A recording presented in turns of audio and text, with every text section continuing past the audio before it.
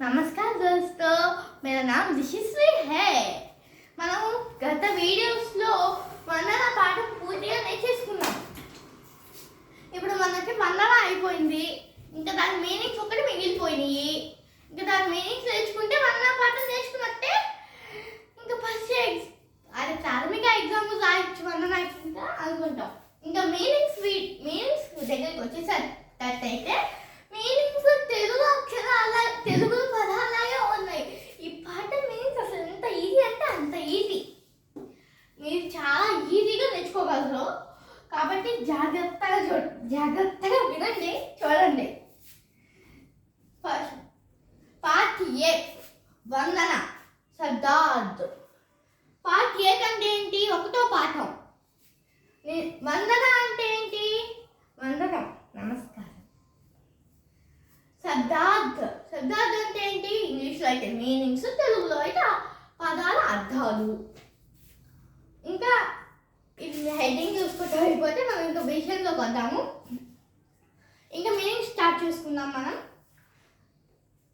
దుర్గుణ్ అంటే ఏంటి?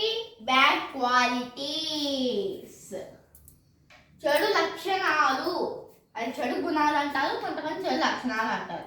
రెండు రకాలుగా పిలవచ్చు దీన్ని మనం. చెడు దుర్గుణం కూడా తెలుగు పదమేనండి.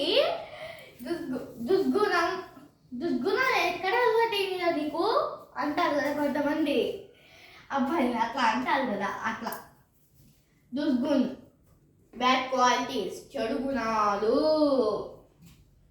ఇది నమోదయ. ఇది ప్రాథమిక వాళ్ళ కోసం వీడియో చేస్తున్నాం. వేరే వాళ్ళు కూడా చూడండి, బాగా హిందీ వస్తుంది. రెండు తెలుగు పదాలే. తెలుగు వస్తే హిందీ చాలా ఈజీ. తెలుగు హిందీ ఒకేలా ఉంటాయి, ఒకే మాదిరిగా. కొన్ని పదాలు ఒకేలా ఉంటాయి హిందీ తెలుగు, కొన్ని పదాలు మామూలుగా ఉంటాయి వేరుగా. ఇదిగోండి, ఏంటి? జ్ఞాన్. ఇది ఇది జ్ఞాన్. నాలెడ్జ్. జ్ఞానం అంటే ఏంటి? నాలెడ్జ్, జ్ఞానము. జ్ఞానము రెండు ఒకటేగా, రెండు తెలుగు పదమేగా. అసలు ఈ వీడియో చూసేసరికి మీకు మాట అయితే అర్థమైంది. నాకు అసలు పూర్తి అర్థమైపోయింది. అసలు మొత్తం తెలుగు పదాలే. ఇక్కడ మీరు ఒక తెలుగు పదం నేర్చుకుంటే హిందీ పదం రాసేయచ్చు. నిజంగా చెప్తున్నారు. జ్ఞాన్, నాలెడ్జ్. జ్ఞానం అంటే ఏంటి? నాలెడ్జ్. చదువులో బాగా నాలెడ్జ్ ఉండాలి, నాలెడ్జ్ పెరగాలి అంటారు కదా టీచర్స్. అది జ్ఞానము. ఇది చూడండి, ఈ రెండు తెలుగు పదాలే. మధ్యలో చూడండి ఒక గోడలాగా ఉంది, ఒక గోడలాగా ఇంగ్లీష్ పదం ఉంది ఇక్కడ. సరే చూద్దాం, కింద చూద్దాం. నిందా, స్క్వాల్డింగ్, నింద. అంతా తెలుగే అండి ఇక్కడ. చూడండి, నింద రెండు ఒకటేగా. మనం నేర్చుకునేది ఇక్కడ నింద అనే పదం నేర్చుకుంటే చాలా మంది. అసలు నాకు ఇది చూడగానే ఎంత ఆశ్చర్యం వేసిందంటే మా అమ్మని అడిగా, అమ్మా ఏంటమ్మా ఈ పాఠం ఇంత సింపుల్ ఉంది అన్న. సరే, ఈ నింద స్క్వాల్డింగ్ అంటే ఏంటి? పక్కన వాళ్ళ మీద నిందలేస్తాం. కొంతమంది పక్కన వాళ్ళ మీద నిందలేస్తూ ఉంటారు. ఎక్కువ అన్నదమ్ముళ్ళు ఆడుకుంటా కొట్టుకున్నాను అనుకో, ఈడు చేశాడని గొడవ, తలనొప్పమ్మ. ఈషా తెలుగు పదమే కదా. ఇగో ఈషా. జలస్ అంటే ఏంటి? పక్కన మీద ఈష పడతాం. Suppose Friday school civil dress కాబట్టి స్కూల్కి సివిల్ డ్రెస్ తీసుకొని పోతాము. మనకంటే మన పక్కన అమ్మాయి మంచి లంగా జాకెట్ తీసుకొచ్చింది అనుకో, అసలు ఏందో ఈ అమ్మాయి ఎప్పుడు మంచి డ్రెస్ తీసుకొని వచ్చి తప్ప నాకు అమ్మాయి మీద ఈష ఉంది నువ్వు తిప్పుకుంటాగా. అదే జలస్ అంటే జలస్, ఈష. సంస్కృతి, కల్చర్. సంస్కృతి సంస్కృతి అంటే ఏంటి? కల్చర్. మన కల్చర్ సంస్కృతి అంటే.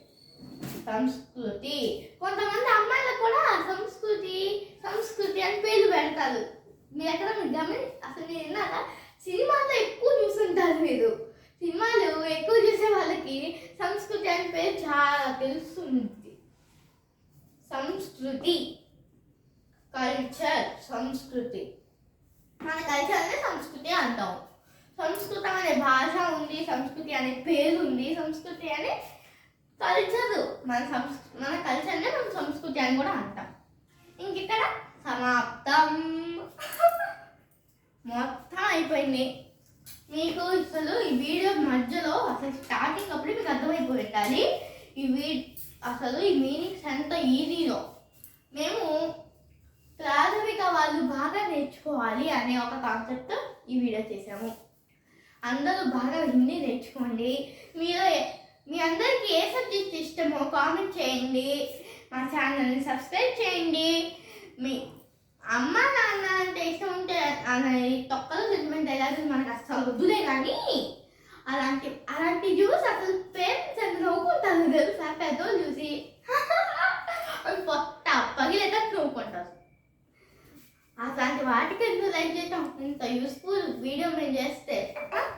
కాబట్టి మనకు తొక్కలు సెంటిమెంట్ డైలాగులు అస్సలు వద్దు. మీకు నచ్చితే లైక్ చేయండి చాలు. బాయ్.